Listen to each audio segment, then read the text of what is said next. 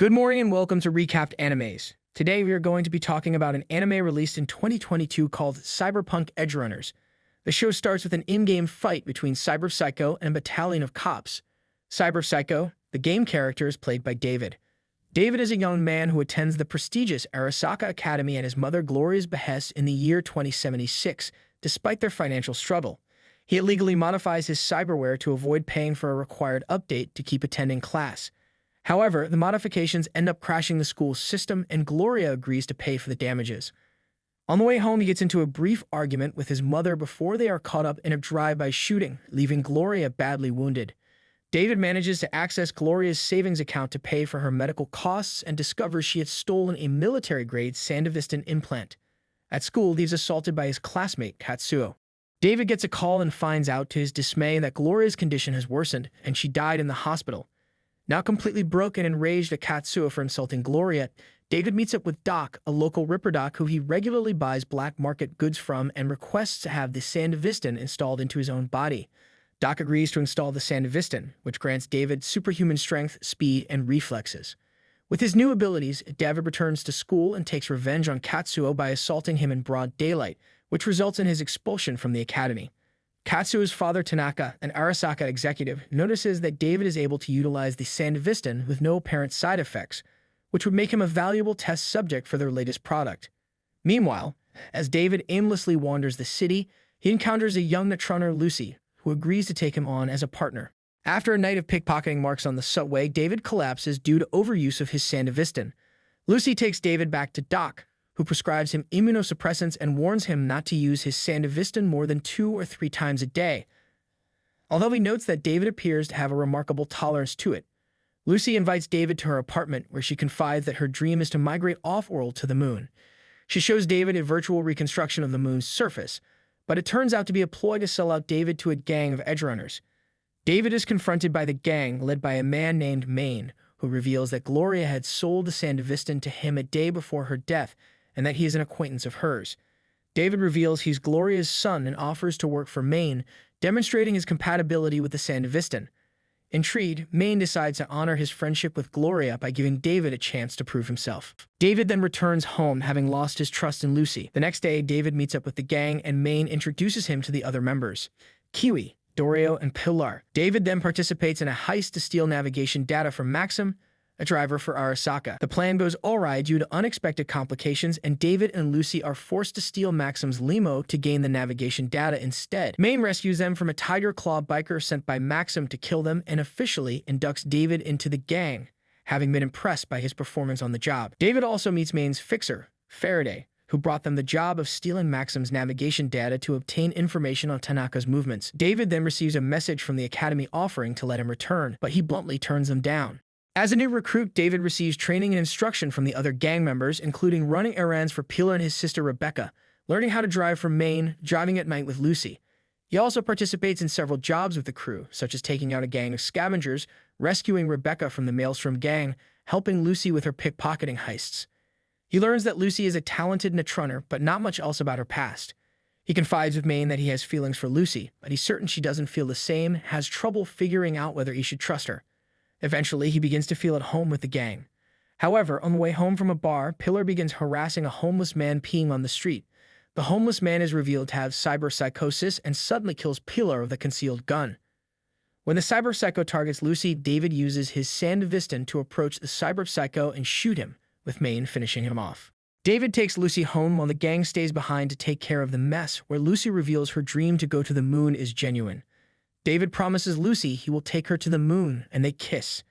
The gang tries to find more leads on Tanaka, and Kiwi mentions she discovered that he secretly indulges in illicit brainances created by JK. David recognizes that as the handle of Jimmy Kurosaki, a famous BD director who also custom tunes BDs for special clients, including Tanaka.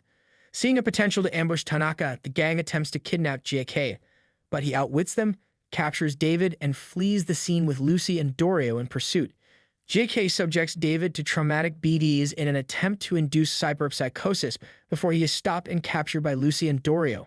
With no other choice, JK agrees to lure Tanaka in, but not before cautioning David that the Sandevistan will inevitably make him go cyber-psycho.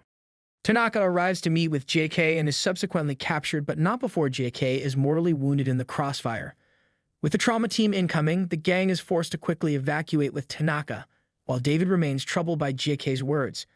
Maine begins developing signs of cyberpsychosis as he starts having trouble controlling his implants, randomly blacks out, has hallucinations, and has significant mood swings. This culminates in him losing his self-control and assaulting Kiwi as she tries to hack into Tanaka's cyberware, seriously injuring her. Lucy agrees to take Kiwi's place, but only under the condition that Maine be kept away and David accompany her. As Lucy dives into Tanaka's mind, Tanaka regains consciousness and begs David to let him go, telling him that he was responsible for rescinding his expulsion from the academy. He still has a future there, and that the Edgerunners will kill him after they extract his information to tie up loose ends. This causes David to hesitate long enough that Tanaka's neural implant shorts out, risking killing Lucy too. Dorio disconnects Lucy safely, but their jammer was disabled, resulting in Trauma Team receiving Tanaka's vitals and en route with the NCPD as support. Maine sends David and Lucy to their escape vehicle first while he and Dorio take Tanaka to distract the authorities. However, during the battle, Maine begins to succumb to cyberpsychosis, resulting in Dorio's death when she attempts to protect him. David tries to rescue Maine but can only watch helplessly as a regretful Maine blows himself up along with Dorio's corpse. All David can do is flee with Maine's arms. A few months after Tanaka's botched kidnapping, David has become the new leader of Maine's Edgerunner group, having taken on more implants, including Maine's arm implants, and becoming the well-renowned Edgerunner himself. However, he has been unable to convince Lucy to rejoin the crew. After successfully completing a job for the fixer Wakako to rescue a VIP from the Maelstrom gang, David is approached by Faraday, who offers him a job from Militech against Arasaka as a test to see if he is worthy of inheriting Maine's last job to recover the data Tanaka was hiding. Faraday also requests that David try to recruit Lucy again. Returning home, David talks with Lucy, wanting to know more about her past. She reveals that she used to be part of a special team of Arasaka Netrunners raised and trained to delve into the old net to recover lost data. However, the work was hazardous as it exposed them to rogue AIs and malware, which killed much of the team. Eventually, Lucy was able to escape Arasaka and ended up in Night City. She also admits that while she used to only worry about herself, she is now more worried about David's health. Later, Lucy kills an Arasaka agent investigating data about a test subject that was mysteriously erased from Tanaka's records. Taking on Faraday's job, David murders an Arasaka lab director but shows signs of cyberpsychosis in the process. Meanwhile, Arasaka counterintelligence is investigating the mysterious deaths of Arasaka personnel. Believing Militech to be involved, they arrange an assassination attempt on Faraday, who narrowly escapes, with Militech refusing to provide protection due to his lack of results on recovering data on Arasaka's cyberskeleton project. Faraday makes contact with Arasaka instead. Arasaka is willing to forgive Faraday for Tanaka's death in return for him tracking down the Netrunner responsible for hiding Tanaka's data and killing their agents. Meanwhile, David continues to show more symptoms of cyberpsychosis and suffers from trauma over killing an innocent secretary that reminded him of his mother. Doc recommends that David scale back on his implants, only to be attacked by David, thus souring their relationship. David once again tries to recruit Lucy, but she insists there's something she has to take care of first, and David considers breaking up with her. Lucy then detects another Arasaka agent looking for Tanaka's data and heads over to kill him, only to fall into a trap set by Faraday and Kiwi. After interrogating Lucy, Faraday and Kiwi discover that Lucy has been actively hiding Tanaka's data on David as a potential test subject for the cyberskeleton and was responsible for Tanaka's death to ensure his silence.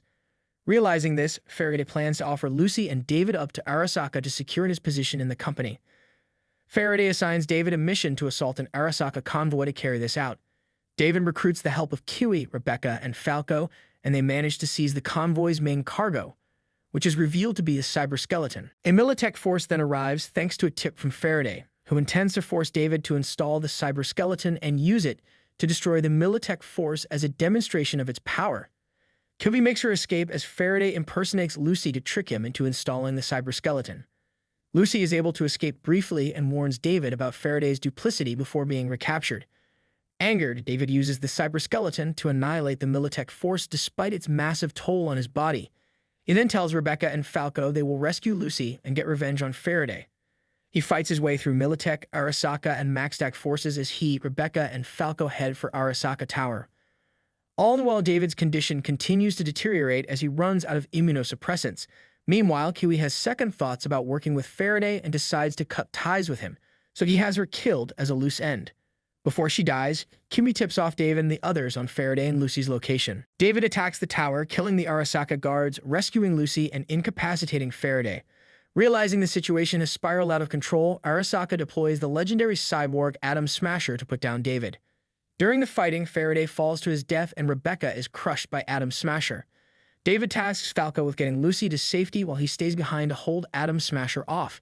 Despite having the cyberskeleton, David is no match for the more experienced Atom Smasher, but he dies content with the knowledge that Lucy is safe and has no regrets.